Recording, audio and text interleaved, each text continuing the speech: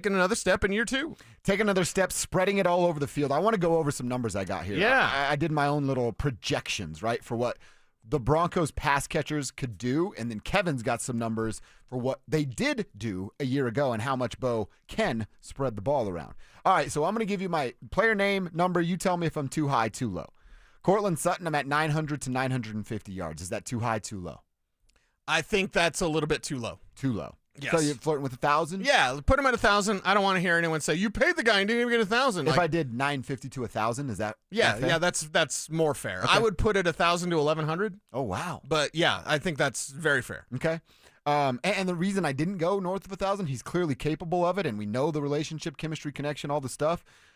It's just because I'm about to list 7 other guys that also are going to get involved in a pretty big way. Right.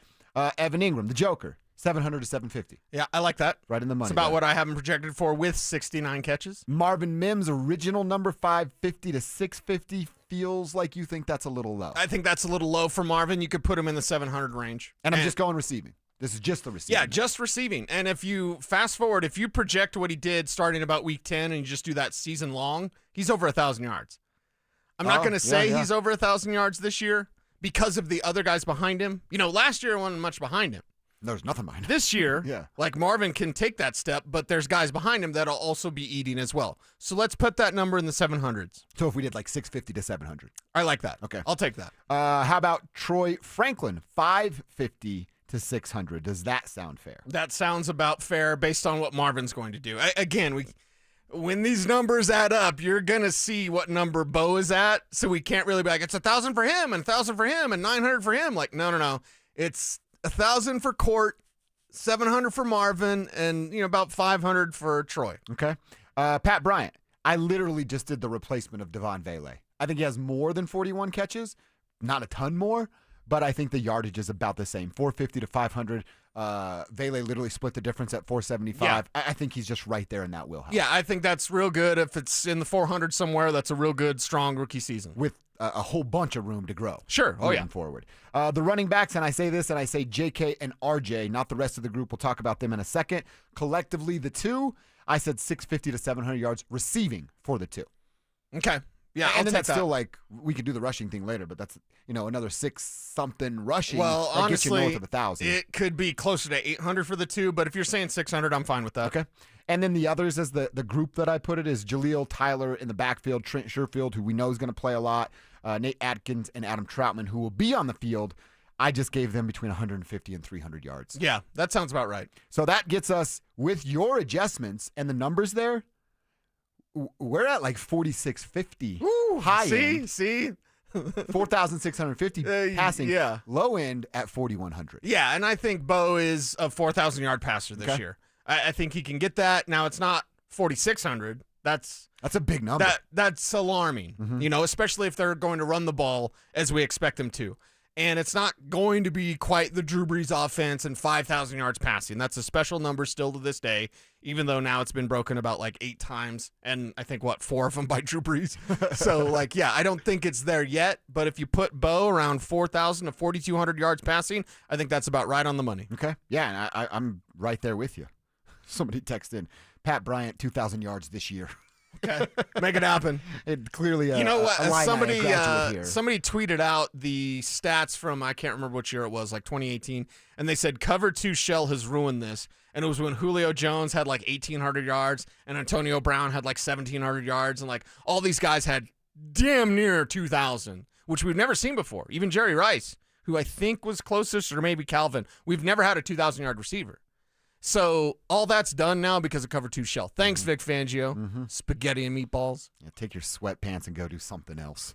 Buy a suit. Kevin, you have some numbers that you want to share with us as well. Kevin doing some homework back there on how much Bo can spread the ball around. Tell us what you learned. So I remember during the broadcast last year, you'd always see the graphic. He's hit 8 receivers today and all that stuff. So I went back just to look at how many times did he spread the ball around dramatically. There were 8 or more players that caught a pass in a game 14 times in the regular season. That's a huge number. I mean, that's hitting Courtland Sutton to Michael Burton. I mean, doesn't it feel hitting like everybody? When you told me that number, I was like, maybe he did 8 different receivers 4 times. And you said it's 14. 14. So pretty much every time out there. I would be curious to know if those first 3 games. That's where I was going. Was it early in the season? That's where I was going. 7, 8, 9, 7. First 4 games. Those are the ones he didn't have. So half the time he got there. He had 7 different guys, 8 different guys, 9 different guys, 7 different guys. Okay. But that's exactly where my brain went to. The slow start. Right. It changes what that could when it look heated like. up, how much did he spread it around? And he spreads it around, everybody. And that's why these numbers, Devon Vele, and this, don't at me, bro, Devon Vele is going to have a higher yardage total than the Broncos' number 2 wide receiver, whether that's Mims or Franklin or whatever. Devon Vele, as the number 2 in New Orleans, should have more numbers, and that's why you can't look at the numbers, because it's going to be spread around to Marvin and to Troy and to Pat. Like that. Don't look at this trade at the end of the year, Will Peterson, and be like, it's a disaster for the Broncos because Devon Vele had 700 yards and Marvin Mims had 500 yards. No. Number 2 wide receiver is split between 3 guys. Number 2, I'm not saying it doesn't matter, but number 2 wide receiver, it's been a conversation that's been wrong. It's 3 guys with 1 spot. And it changes week to week. Exactly. And that's how it should work for the foreseeable future, Kev. And there were 4 games last year where 10 or more guys caught passes. Wow. I mean, so and I didn't even count the game against Baltimore where Bo had a receiving catch. Yeah. He's spreading the ball around so much. That's why when Sean Payton the other day says, "Don't you guys make up who you want to be the number 2 receiver." Yeah. It's Courtland Sutton and 2A, 2B, 2C, 2D. Yeah. It's kind of like Batman's utility belt. He's got this gadget and that gadget and this gadget and that gadget. Okay.